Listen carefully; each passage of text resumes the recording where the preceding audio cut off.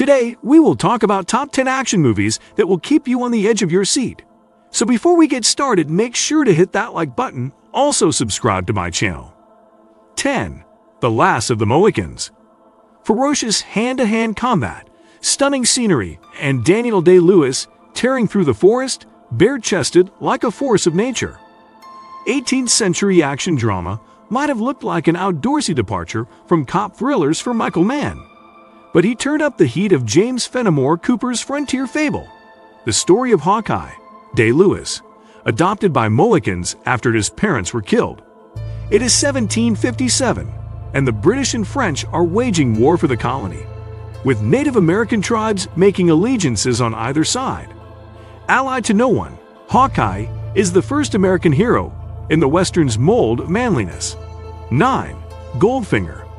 This was the point in Ian Fleming's series of novels at which many critics thought he might have stepped over the line into self-parody. Among the movies, this is where the series, the franchise by now, stepped out of the shadow of Sax Rohmer and Eric Ambler and really got underway. Fleming purists be damned, the gadgets, the gold-painted girls, and the cartoonish henchmen, paging Oddjob, along with the Go-Go Girls and gunplay credit sequence and John Barry's music, were what the series was all about by this time, and every subsequent Bond movie used Goldfinger as its template. 8. The Adventures of Robin Hood. What a strange and different movie this might have been had it starred Jimmy Cagney, as was originally planned. Happily, his suave and seductive replacement, Errol Flynn, made the part his own, and the movie still stands as one of the most energetic and likable swashbucklers of Hollywood's pre-war heyday. Fine-tuned for endless thrills and maximum entertainment value. Robin Hood shows the Warner Brothers house style at its best, with every part, small or large, perfectly cast with one or another of the studio's contract players. Alan Hale as a rambunctious Lil Jon, Eugene Pallette as a gravel-voiced Friar Tuck, Basil Rathbone as Sir Guy of Gisborne, and the breathily virginal Oliva de Havilland as a winsome Maid Marian. 7. Die Hard. Arnold Schwarzenegger may be Beefire, and Sylvester Stallone may direct his own films, but admit it, you love Bruce Willis the most. Actually, that's not strictly true. You don't love Bruce Willis at all. Bruce Willis made Hudson Hawk and Perfect Stranger. Bruce Willis named one of his own children Rumor. Bruce Willis fancies himself as a pop star. No, it's John McClane who you love, and even that's not strictly true. You don't love the homicidal lunatic from Die Hard 2, or the ancient bald-headed Superman from Die Hard 4. You love John McClane from the first Die Hard, the barefoot, vest-wearing John McClane, trapped in a skyscraper full of terroristic Christmas and surviving purely on instinct alone. Of course you love him. Why wouldn't you? 6. Bullet. Sure, there's a fantastic car chase in it. One of the first, still one of the best. But Peter Yates' first American movie is so much more than a duel on wheels.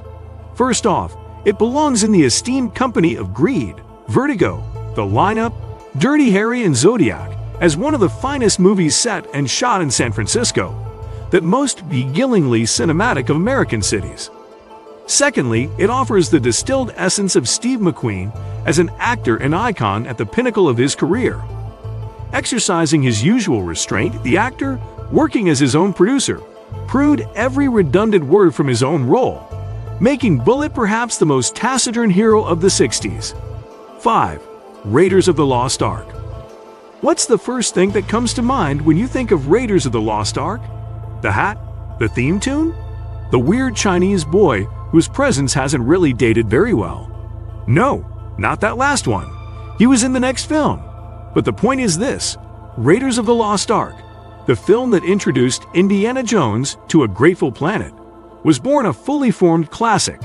The film is almost perfect, right from its gloriously protracted opening, all the way to its ironic, almost downbeat ending. 4. Crouching Tiger, Hidden Dragon. In 2000, a knockout blow for the venerable martial arts movie was visited upon unsuspecting Western audiences by Crouching Tiger, Hidden Dragon, Ang Lee's exhilarating addition to the genre.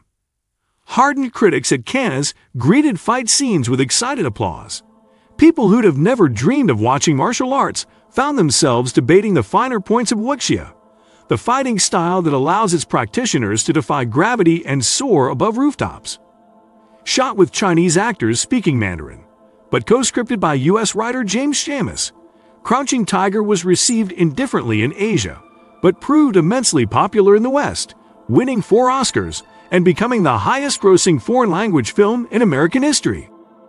3. The Dark Knight. If you haven't heard of Christopher Nolan's superhero classic, then you just don't live in this planet. Nolan, along with an A-list cast headed by Christian Bale as Batman, but especially the late Heath Ledger as a Joker to haunt your dreams, triumph in this artful blockbuster. Many have evoked the film as a post-9/11 depiction of a world gone to hell by trying to inflict evil to get rid of evil itself. They might not be far off as the Caped Crusader fights a Joker in a battle that might not be far off America's own fight against terrorism.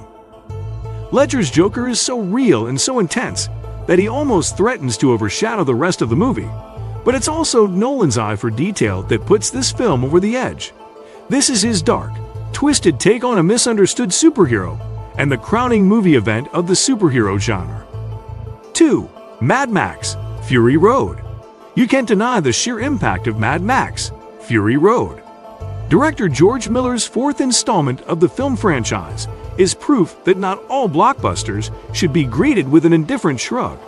If anything, this brutal action film is even more intense and exciting than its predecessors. With its nihilistic outlook on human nature and a nasty, in-your-face style, this is Miller's triumph through and through. The amount of detail that he brings to every frame is as obsessively meticulous as any Wes Anderson picture I've seen, as is the editing by Margaret Sixel, which, as we stand, is most deserving of next year's Film Editing Oscar. Edited at breakneck pace and staged with manic fury, Sixel is the unheralded hero here. The celebrated one is, of course, Miller, whose passion and vision comes through in every frame. 1. Speed. There's a bomb on the bus. Dennis Hopper screams halfway through this tense 1994 action movie. No worries, a strong and determined Sandra Bullock and Keanu Reeves try to stop the devilish Hopper. Psychotic and scary as hell, Hopper brings real evil to the movie, determined to wipe out anything in his path.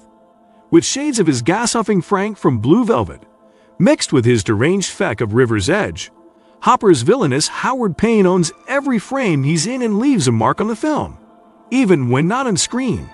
It's a profoundly disturbing portrait of a man gone haywire that set the bar for the audacity, insanity, and level at which a mainstream movie villain can go. What do you think of our video? Let me know in the comment section below. Before you go, please hit the like button and subscribe to my channel. Thanks for watching.